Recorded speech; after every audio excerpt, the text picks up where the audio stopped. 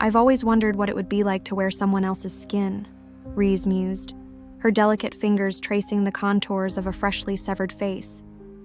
The flesh, still warm and pliable, twitched beneath her touch as if desperately clinging to the last vestiges of life. She held it up to the sickly yellow light that seeped through the cracked windows of her flower shop, admiring how the hollowed-out eye sockets gaped like hungry mouths. The night market known as the Garden pulsed with a sinister energy outside, its narrow alleys choked with the stench of decay and forbidden desires. Rize's shop, Belle Morte Florals, stood as a beacon of false innocence amidst the depravity. Black roses, their petals glistening with an unnatural sheen, lined the walls in neat rows. Each bloom exuded a sickly sweet aroma that masked the underlying scent of rotting flesh. Rize's violet hair cascaded down her back as she carefully arranged her newest creation, a bouquet of roses whose stems were interwoven with human tendons. She hummed a discordant lullaby, one that echoed the screams of her past victims.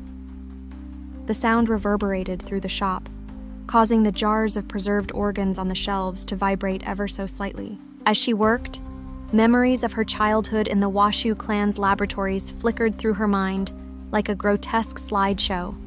The cold steel of examination tables, the acrid smell of antiseptic, and the burning sensation of RC suppressants coursing through her veins, all these sensations haunted her, fueling her insatiable hunger.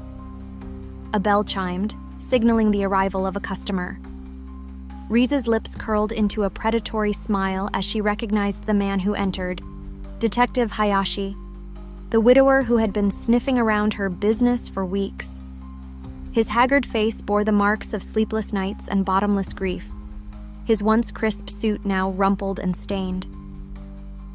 "Welcome to Belle Morte," Rize purred, her voice dripping with honeyed venom. "How may I help you today, detective? Perhaps a bouquet to brighten your empty home?" Hayashi's bloodshot eyes narrowed as he surveyed the shop. "Cut the act, Ms. Kamishiro. I know what you are." Rize's laughter tinkled like breaking glass. "Oh, do you now? And what, pray tell, am I?" The detective's hand trembled as he reached into his jacket, producing a crumpled photograph. "You're the monster who took my wife." The image showed a woman with kind eyes and a gentle smile, the exact opposite of the twisted visage Rize now wore.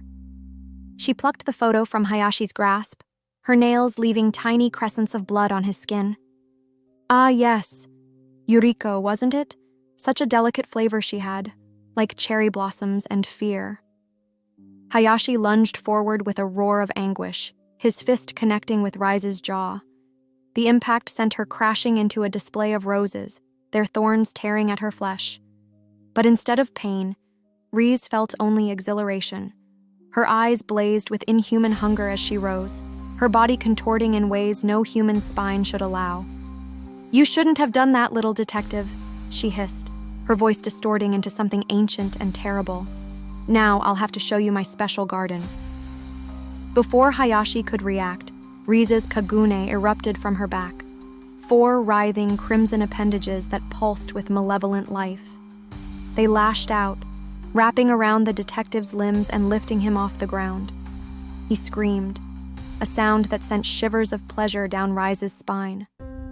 With inhuman speed, she dragged him through the back of the shop and into a hidden tunnel that reeked of decay. The walls oozed with a viscous substance that looked unsettlingly like liquefied flesh. Hayashi's struggles grew weaker as the miasma of horror overwhelmed his senses. They emerged into a moonlit clearing where gnarled apple trees stood in grotesque formations. But these were no ordinary trees. Their bark was mottled with patches that looked disturbingly like human skin, and their branches creaked and groaned as if in constant agony. "Welcome to my orchard," Rize announced, her voice echoing unnaturally in the still air, "where I cultivate the finest fruits of human suffering." Hayashi's eyes widened in horror as he took in the nightmarish scene.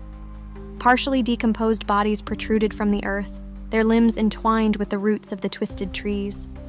Some still twitched, locked in a hellish state between life and death. "You see, Detective," Rize continued, circling him like a shark. "Every scream, every tear, every drop of blood, it all feeds the soil. And from that nourishment, the most exquisite flavors bloom."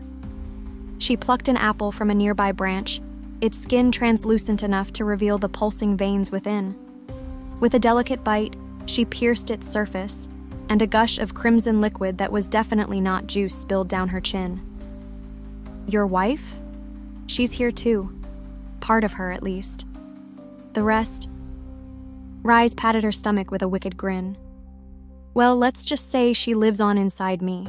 Hayashi's anguished howl echoed through the orchard, causing the trees to shudder in sympathy, or perhaps anticipation. Rize's kagune tightened around him, thorns piercing his flesh and drawing rivulets of blood. Now, she cooed, cupping his tear-stained face. "Don't be sad. You'll be joining her soon enough. Your grief, your rage, it will make the most succulent compost." With a sickening crack, her kagune began to pull in different directions. Hayashi's screams reached a fever pitch as his joints strained against the unnatural force. Rize leaned in close, her breath hot against his ear. "You'll make excellent fertilizer for my next harvest." The detective's body exploded in a shower of gore, painting the twisted trees with a fresh coat of red. Rize stood in the center of the carnage, her white dress now stained crimson, laughing with unrestrained glee. As the echoes of her laughter faded, replaced by the soft squelching sounds of the orchard absorbing its newest addition, Rize felt a familiar hunger gnawing at her insides. She needed more, always more. Her phone buzzed, drawing her attention away from the macabre scene. A text message glowed on the screen. "Anteiku Cafe, 20th Ward. Bookworm frequents nightly. Easy prey." Rize's lips curled into a predatory smile, her tongue darting out to lick a stray droplet of blood from her chin. "Time to plant a new seed," she murmured, already imagining the taste of fresh meat. As she made her way back through the tunnel, leaving behind the nightmare orchard and the remnants of Detective Hayashi, Rize's mind drifted to her next victim. This bookworm? Would he scream as sweetly as the others? Would his flesh nourish her garden as well as Yuriko's had? The possibilities sent shivers of anticipation through her body.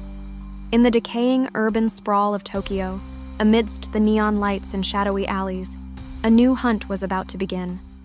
And Rize Kamishiro, the monstrous gardener of human misery, could hardly wait to sink her teeth into fresh, unsuspecting prey. The bell of Belmort Florals chimed once more as Rize stepped out into the night, her eyes gleaming with inhuman hunger. In the distance, rain began to fall, washing away the blood, but never the memories of countless victims who had fallen prey to the beautiful monster with the poisoned roses.